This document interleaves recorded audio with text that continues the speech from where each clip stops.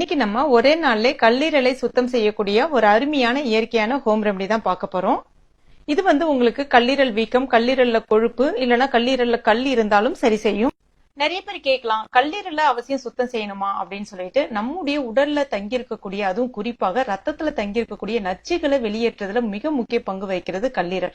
அது மட்டும் இல்லாம நம்மளுடைய செரிமானத்துக்கும் மிக முக்கிய பங்கு வகிக்கிறது கல்லீரல்.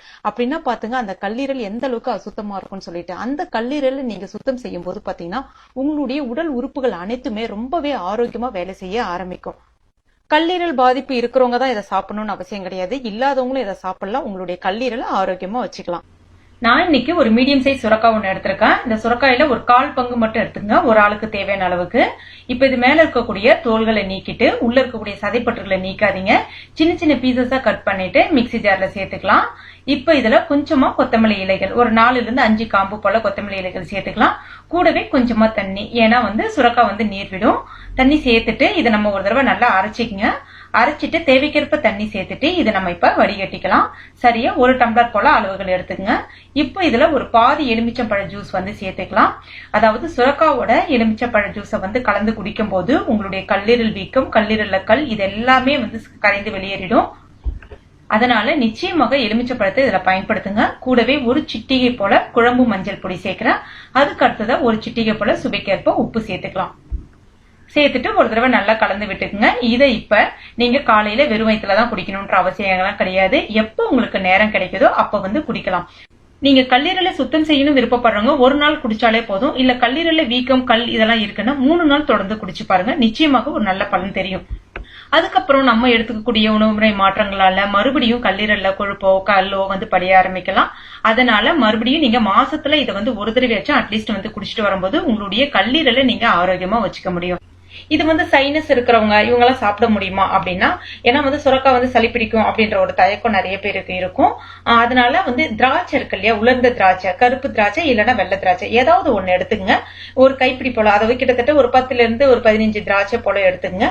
இதை ஒரு 2 தடவை அலசிடுங்க. அலசிட்டு தண்ணி, கொதிக்கிற தண்ணீர் கிடையாது, கொஞ்சம் நல்லா சூடா இருக்கக்கூடிய தண்ணீர்ல இதை சேர்த்துட்டு அப்படியே மூடி போட்டு வச்சிருங்க. இன்னைக்கு சாயந்தரம் ஒரு 6 மணி போல இதை நீங்க ஊற வைக்கிறீங்கன்னா மறுநாள் காலையில 6 மணி போல வெறும் வயிற்றுல இந்த திராட்சையோ, அந்த தண்ணியோட, தண்ணி அதிகமா வச்சு ஊற வைக்காதீங்க, குறைவா வச்சு ஊற வைங்க. அந்த தண்ணியோட சேர்த்துட்டு அந்த தண்ணியும் குடிச்சிட்டு அந்த திராட்சையை நீங்க மென்னு சாப்பிடுங்க. நல்ல சுவையாவே இருக்கும். இது நீங்க செய்யும் போது பாத்தீங்கன்னா உங்களுடைய கல்லீரல் ரொம்ப அருமையா சுத்தமடைய ஆரம்பிச்சிடும். இதை நீங்க ஒரு 3 நாள் தொடர்ந்து பண்ணுங்க. அதுக்கப்புறம் மாசத்துல அதே மாதிரி ஃபாலோ பண்ணிக்கங்க. நிறைய பேர் நினைச்சிட்டு இருப்போம், ஆல்கஹால் சாப்பிட்றவங்களுக்கு மட்டும்தான் இந்த கல்லீரல் பிரச்சனை இருக்கும். அப்படிலாம் கிடையாது. எண்ணெய் கலந்த உணவு பண்டங்களை நிறைய எடுத்துக்கும் போது இந்த கல்லீரல் பிரச்சனை உருவாக ஆரம்பிக்கும். பொதுவாகவே நமக்கு கல்லீரல் பிரச்சனை இருக்கா அப்படின்னு எப்படி தெரிஞ்சுக்கலாம் அப்படின்னா, வாயில துர்நாற்றம் இருக்கும். அதாவது உடல்ல அதிகமா அமோனியா சுரக்க ஆரம்பிக்கும். இதனால வாயில துர்நாற்றம் வீச ஆரம்பிக்கும். இன்னும் சில பேருக்கு கண்ணுல கருவளையங்கள் இருக்கும், இல்லைன்னா கண்கள் எப்பொழுதுமே சோர்வாவே காணப்படும். இன்னும் சில பேருக்கு பாத்தீங்கன்னா கல்லீரல்ல அதிகமான பாதிப்புகள் இருக்கும் போது அவங்களுடைய சருமத்தினுடைய நிறம் கொஞ்சம் கொஞ்சமா இழக்க ஆரம்பிச்சு அங்கங்க திட்டு திட்ட வெள்ளை படர்ந்தார் போல, வெள்ளை திட்டுகள் போல வர ஆரம்பிக்கும். நான் ஏற்கனவே சொன்ன மாதிரி இந்த செரிமானத்துக்கு கல்லீரல் ரொம்பவே மிக முக்கியம்னு சொன்னோம். அதாவது தண்ணீர் கூட உங்களுக்கு செரிக்காம போச்சு அப்படின்னா உங்களுடைய கல்லீரல் முழுமையா பாதிக்கப்பட்டிருக்குன்னு அர்த்தம். இன்னும் சில பேருக்கு பாத்தீங்கன்னா மஞ்சள் நிற கண்கள் இருக்கும். சில பேருக்கு அதிகமான தோல் சுருக்கங்கள் இருக்கும். அதாவது வயதுக்கு ஏற்ற தோல் சுருக்கங்கள் இருக்காது, வயதுக்கு அதிகமான தோல் சுருக்கங்கள் இருக்கும். வாய் கசப்பு, வயிறு வீக்கம் இதெல்லாமே இருக்கும். ஃப்ரெண்ட்ஸ், கண்டிப்பா இந்த ஹோம் ரெமெடி ட்ரை பண்ணி பாருங்க. நல்ல உங்களுக்கு ஒரு பலன் கிடைக்கும். ட்ரை பண்ணி பார்த்துட்டு மறக்காம எனக்கு கமெண்ட் பண்ணுங்க. இந்த வீடியோ பிடிச்சிருந்துச்சுன்னா லைக் பண்ணுங்க, ஷேர் பண்ணுங்க. மேலும் இது போன்ற பயனுள்ள குறிப்புகளுக்கு நம்ம சேனலை இது வரைக்கும் நீங்க சப்ஸ்கிரைப் பண்ணாத நண்பனாதுன்னா உடனே சப்ஸ்கிரைப் பண்ணீங்க. கூடவே மறக்காம அந்த பெல் நோட்டிபிகேஷன் சிம்பிளை பிரஸ் பண்ணீங்க. தேங்க்யூ.